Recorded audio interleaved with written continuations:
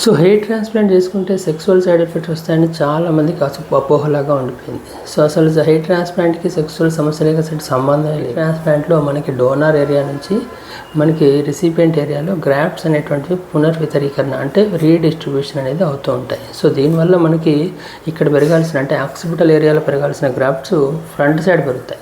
అంతేగాని మనకి దానివల్ల మనకి లైంగికంగా సంబంధించినటువంటి పిట్యూటరీ గ్లాండ్ కానీ గొనాడ్స్ కానీ ఎటువంటి ఇన్ఫ్లుయెన్స్ అనేది. సో మరి హెయిర్ ట్రాన్స్ప్లాంట్ అప్పుడు మనకి లైంగిక సెక్సువల్ సైడ్ ఎఫెక్ట్స్ వస్తాయనేసి అటువంటి అపోహ ఎందుకు వచ్చింది అనే విషయాన్ని కూడా ఇవాళ తెలుసుకుందాం. జనరల్గా హెయిర్ ట్రాన్స్ప్లాంట్ చేశాక రిజల్ట్స్ రావడానికి 6 నెలల నుంచి 18 నెలల దాకా పట్టుద్ది. సో అంటే మనకి ఇంత లాంగ్ పీరియడ్లో బట్టతల అనేది నెక్స్ట్ స్టేజ్కి ఎప్పుడైనా పోవచ్చు. దాని అంటే మనకి స్టేజ్ 3లో హెయిర్ ట్రాన్స్ప్లాంట్ అయినప్పుడు మనకు అది స్టేజ్ 4, స్టేజ్ 5 అంటే మనకి పెట్టిన రూట్స్ వచ్చేవరకు మిగిలిన ఏరియాలో బట్టతల అనేది నెక్స్ట్ స్టేజ్ కూడా ప్రోగ్రెస్ అయ్యే ఛాన్స్ ఉంటుంది. కాబట్టి ఇట్లాంటి ప్రోగ్రెషన్ కాకుండా ఉండడానికి మినాక్సిల్ కానీ రిడెన్సాల్స్ కానీ డిహెచ్టీ బ్లాకర్స్ కానీ పిఆర్పి కానీ జిఎఫ్ సెషన్స్ కానీ ఇస్తుంది. ఇందులో మనకి DHT blocker has a very good efficacy. కాబట్టి జనరల్గా any trichologist or hair transplant specialist they will prefer DHT blockers. అయితే మనం డిహెచ్టీ బ్లాకర్ తీసుకోవాలా వద్దా అనే విషయాన్ని కూడా మనం క్లారిటీగా తీసుకోవాలి. సో డిహెచ్టీ బ్లాకర్ తీసుకున్నాక మనకి జనరల్గా సెక్సువల్ సైడ్ ఎఫెక్ట్స్ అందులో రావు.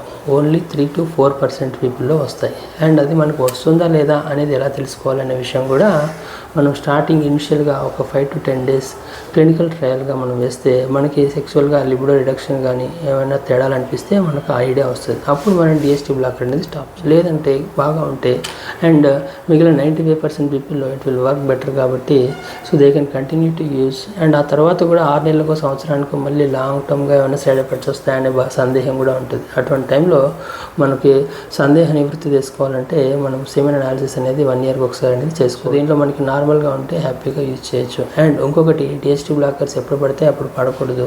సో అది మనకు కంప్లీట్గా ఫ్యామిలీ కంప్లీట్ అయిన వాళ్ళైతే very ideal candidates. And before marriage అయితే అట్లీస్ట్ మనకి 3 to 6 months మినిమం టైం ఉంటే దెన్ ఇది can give it A trial. So కాబట్టి ఆల్వేస్ రిమెంబర్ డిహెచ్టీ బ్లాకర్స్ ఒకవేళ కనుక డాక్టర్ గారిని సంప్రదించి ఇస్తున్నప్పుడు మనం ఏ పీరియడ్లో ఉంది ఏంటి అండ్ ఎలా వాడాలి అండ్ దాంతో పాటుగా అందరికీ వస్తాయా లేదా అండ్ దానివల్ల వాడడం వల్ల మనకి బెనిఫిట్ అనేది ఉంటుందా లేదా అనేది క్లారిటీగా డాక్టర్ గారిని కన్సల్ట్ చేసేసి then start using it. And also it gives a wonderful results. ఏమైనా డౌట్స్ ఉంటే సెండ్ మీ త్రూ మెసేజ్.